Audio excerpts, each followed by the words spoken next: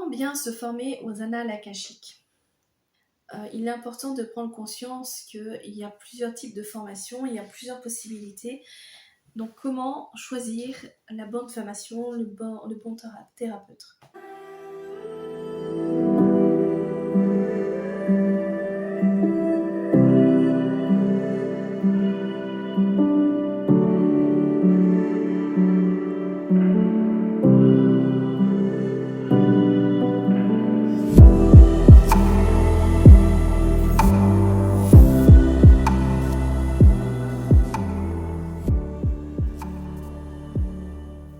Il y a des initiations aux annales akashiques, il y a des formations complètes, il y a des enseignements, il y a en ligne, en présentiel, sous forme de retraite. L'idée déjà est de regarder ce que vous avez besoin. Est-ce que vous avez besoin du présentiel? Est-ce que vous avez besoin de le vivre en ligne? Est-ce que vous avez besoin d'être accompagné? Ou est-ce que vous avez besoin d'être en groupe? Est-ce que c'est OK pour vous d'être seul derrière votre PC pour être dans cet apprentissage? Donc déjà, c'est vraiment prendre le temps de regarder cela.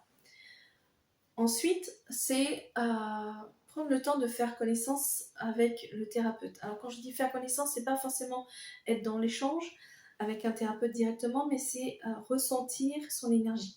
Est-ce que ça vous parle, sa méthode? Est-ce que vous ressentez que il y a une certaine maturité autour des annales akashiques? Ou est-ce que c'est simplement quelqu'un qui le fait de temps en temps et qui partage de temps en temps et qui forme, mais vous sentez qu'il n'y a pas cette maturité. Quand je parle de maturité, c'est vraiment l'utiliser pour soi régulièrement et venir grandir en sagesse. Donc l'idée c'est d'observer, de suivre un peu cette personne, de voir les articles de post ou voir un peu comment elle partage les choses. Donc il y a ça aussi qui est important. Donc comme je disais, c'est vraiment voir si la personne l'utilise déjà pour soi. Ensuite, c'est qu'est-ce que vous avez besoin d'apprendre véritablement. Parce qu'il y a des formations où il n'y a que la lecture akashique. Donc allez voir la formation. Mais vous en faites quoi, en fait, de cette information? Ça vous est utile de quoi d'aller voir des informations sur votre vie antérieure ou sur d'autres éléments? C'est comprendre ce qui est possible d'en faire, en fait. Est-ce que vous avez besoin de comprendre de cela? Comment est-ce que vous avez besoin de guérir cela? Comment est-ce qu'il est possible? Est-ce qu'il y a des recouvrements d'âme? Est-ce qu'il y a des soins particuliers? Est-ce que il y a des ouvertures de cœur? Il y a une multitude de possibilités. Donc c'est vraiment vous ouvrir à cela et vraiment voir ce que le praticien, l'enseignant peut vous apporter. Et pour moi, ça c'est hyper important parce que je vois beaucoup de praticiens ou même de personnes qui disent que je me suis formée aux annales akashiques ou j'ai vécu une initiation et derrière, il n'y a que voir l'information. Il n'y a pas le soin, il n'y a pas la libération, il n'y a pas comment implémenter dans sa vie, comment avancer dans sa vie avec cette information. Et je trouve ça dommage parce que dès lors où on œuvre également sur cet aspect-là, on s'ouvre à des possibles. Si vous saviez à quel point moi j'ai pu changer des choses dans ma vie, à quel point je ne me respectais pas. Alors je ne suis pas encore en train d'être 100% dans le respect de moi-même, mais j'apprends. Et cela, c'est avec l'observation de mon quotidien, de voir la répétition qu'il y a dans mon quotidien et me dire là il y a un truc, ce serait bien que j'aille voir parce que je sens qu'il se passe un truc en moi et là je me connecte et j'ai l'information, je demande à libérer, je demande à avancer et je laisse infuser et progressivement j'ai justement ce petit test de l'univers qui me permet de voir ah ouais, je ne suis plus dans la surréaction, je suis plus dans le respect de moi-même. En fait, c'est réussir à s'ouvrir à ça, c'est réussir à mettre l'akasha dans son quotidien. Et encore plus maintenant, parce qu'on avance justement vers cette nouvelle vibration qui nous amène encore plus d'amour et de cette connexion à l'akasha qui sera naturelle. Et comment faire pour s'y connecter? Qu'est-ce qui se passe dans cet univers? Qui est-ce qu'on connecte? Quels sont les plans qu'on peut aller voir? Comment est-ce que le praticien a pu vivre dans les expériences de tel ou tel plan? c'est vraiment prendre le temps de découvrir ce qui est possible. Moi personnellement, alors je suis à 100% thérapeute en lecture akashique. Je vis uniquement de ça et je fais que ça. Entre la lecture akashique, la constellation akashique, les accompagnements, la formation, les ateliers, je fais que ça et les personnes viennent me voir parce que je fais que ça et viennent me voir aussi pour mon énergie, pour ma vibration, pour ce que j'apporte et surtout je partage vraiment comment est-ce que ça m'aide dans ma vie, comment est-ce que j'évolue, comment est-ce que je réalise mes différentes libérations et en fait je le mets dans mon quotidien, tout simplement.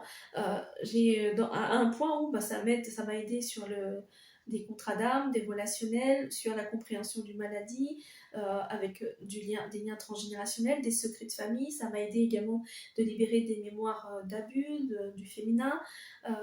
Ça m'a aidé également à créer la constellation akashique, parce que je l'ai fait depuis avec les maîtres akashiques. Ça m'a aidé également d'accueillir mon bébé. Et je m'attendais pas à vivre cela. Je fais des connexions dans la Kasha pour une lecture d'une personne et puis hop, j'ai son énergie qui est là. Et, et comme cette énergie vient plusieurs fois, je me dis bon, il se passe quelque chose. Et puis à un moment donné, ça se passe dans la matière et puis bébé est là. Et puis j'accompagne bébé depuis cette dimension amour à l'aider à répondre à ses besoins pour qu'il puisse vraiment venir à la terre, pour qu'il n'ait pas ses peurs, pour le rassurer, parce que pour lui, il y a dans cette descente d'incarnation, il meurt au ciel pour naître à la terre. Donc c'est de la peur, il y a besoin d'être accompagné, d'être rassuré. Et moi, pareil, dans ce que j'ai vécu, j'avais des peurs, et puis bébé, des fois, il venait me rassurer, ou il venait me dire de faire attention par rapport à la maladie, de faire attention à ce moment-là. Donc, tout ça, parce que j'implémente dans ma vie. Et donc, prenez le temps d'observer, de regarder un peu les thérapeutes qui sont là, de regarder les formations qu'ils proposent. Est-ce qu'il y a juste la transmission et après on vous lâche? Est-ce qu'il y a un suivi avec des ateliers, des temps d'échange? Regardez ce que vous avez besoin pour réussir à vraiment optimiser un maximum justement votre apprentissage. Et si ça vous parle justement, parce que moi aussi je me suis lancée dans la formation parce qu'on me l'a demandé, en fait, j'ai la formation en ligne avec toutes les informations, les ateliers que j'ai réalisés pour pouvoir vraiment avancer pas à pas. Et en fait, je transmets ce qu'on m'a transmis depuis les annales akashiques. J'ai appris une base, mais après, ça s'est déployé dans les annales. Et aujourd'hui, c'est ce que je transmets. Je transmets les soins que j'ai reçus, que ce soit dans le transgénérationnel ou aller chercher des codes de lumière dans les futurs potentiels. Les recouvrements d'âme, avant, on m'a appris d'une certaine façon, mais maintenant, j'œuvre sur la multidimensionnalité. J'intègre la Kasha de la naissance. En fait, progressivement, quand j'évolue comme ça, j'intègre les éléments dans ce parcours d'enseignement.